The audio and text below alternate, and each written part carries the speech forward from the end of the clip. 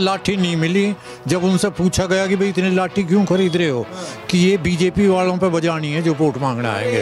ये कुर्सी खाली है इनकी, उसमें कोई नहीं जा रहा रैली में उसमें जा रहे हैं समाजवादी पार्टी की। में इनकी पिटाई करनी है उन लाठियों से बीजेपी वालों की जो वोट मांगने आएंगे। इनकी कुर्सी खाली है इनकी, उसमें कोई नहीं जा रहा रैली में उसमें जा रहे हैं समाजवादी पार्टी की। में क्या चल रहा है, पलड़ा किसका भारी है?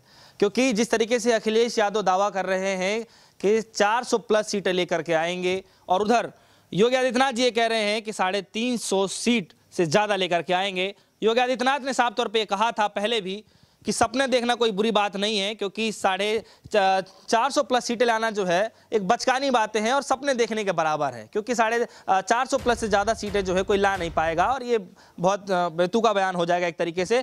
तो जनता के मन में दरअसल चल क्या रहा है, और इसी चीज़ को लेकर के ग्राउंड सर्वे कर रहे हैं हम लोग। कुछ ही महीने बाद जो है चुनाव भी है, महंगाई का मुद्दा चल रहा है, और इस वक्त जो है बेरोजगारी को लेकर के मुद्दा चल रहा है, और लेटेस्ट जो मुद्दा हम आपको बता दें किसान आंदोलन को लेकर के चल रहा है। तो किसान आंदोलन का मुद्दे को लेकर के जो है भारतीय जनता पार्टी ने, प्रधानमंत्री मोदी जी ने बड़ा कदम उठाया है। उसका क्या मतलब उसका फर्क देखने को मिलेगा जनता के बीच में? क्या वाकई आने वाले समय में महंगाई बेरोजगारी के साथ साथ किसान आंदोलन भी मुद्दा रहेगा? किसानों की जो भागीदारी रह रही है इस समय पे, जितने तमाम बॉर्डर है उस पर भी जिस तरीके से डटे हुए लोगों की निगाहें डटी हुई हैं, उसको लेकर के भी क्या फर्क पड़ेगा? चलिए कुछ भाई हमारे साथ मौजूद हैं, उनसे बातचीत कर लेते हैं। सबसे पहले बड़े लोगों से बातचीत करते हैं कि क्या एक्सपीरियंस रहा है आने वाले चुनाव को लेकर के, कैसे देखते हैं। क्या नाम है सर आपका? मेरा नाम महेश चंद यादव जी, एक बात बताइए कि योगी की सरकार को लेकर के जो है मन में क्या चल रहा है इस बार? योगी से और मोदी से लोग इतने नाराज हैं कि अभी गंगा स्नान का मेला हुआ था और गढ़मुक्तेश्वर में, जिसमें 9 लाख आदमी आए थे, और उन्होंने सबने लाठी खरीदी है ज़्यादातर ने, और वहाँ लाठी नहीं मिली। जब उनसे पूछा गया कि भाई इतनी लाठी क्यों खरीद रहे हो, कि ये बीजेपी वालों पे बजानी है जो वोट मांगने आएंगे। ये क्या बात हो गई? हाँ है, क्यों? तो इतनी पब्लिक नाराज है इनसे, इनके कारनामे ऐसे हैं। तो लाठी कम पड़ गई? हाँ, लाठी कम पड़ गई, वहाँ सब लाठी बिक गई जितनी भी थी। कारण क्या है?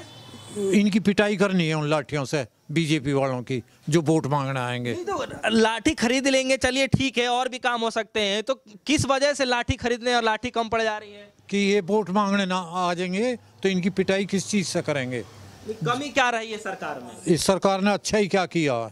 शौचालय बनवा दिए कि एक भी गांव में, इलाके में कहीं बता दो, सब अपने पैसे से बनवा रहे हैं। केवल ये पेपर पे भ्रष्टाचार से पैसे खा गए हैं मंत्री तक। कोई शौचालय कहीं नहीं बना।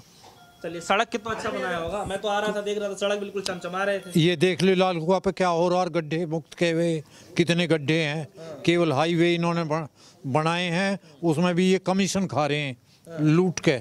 जो विदेशों से पैसा आया है उसमें ये 40% इनका कमीशन तय है सबका। अच्छा, कोई यहाँ पे खुश नहीं है। उत्तर प्रदेश में चुनाव है और मोदी जी जा रहे हैं बार बार। अभी जो है उद्घाटन किया है पूर्वांचल एक्सप्रेसवे का, अभी जो है कुछ दिन के बाद जो है आएंगे यहाँ पे, क्या नाम है, एक्सप्रेसवे के साथ साथ जो है अभी एयरपोर्ट का जो उद्घाटन करना उसके लिए भी आएंगे। अलीगढ़ में भी गए थे, तो तमाम उनकी भी रैलियाँ चल रही हैं। मोदी जी भी सक्रिय हैं उत्तर प्रदेश के अंदर में, तो इसका कुछ फर्क पड़ेगा कि नहीं?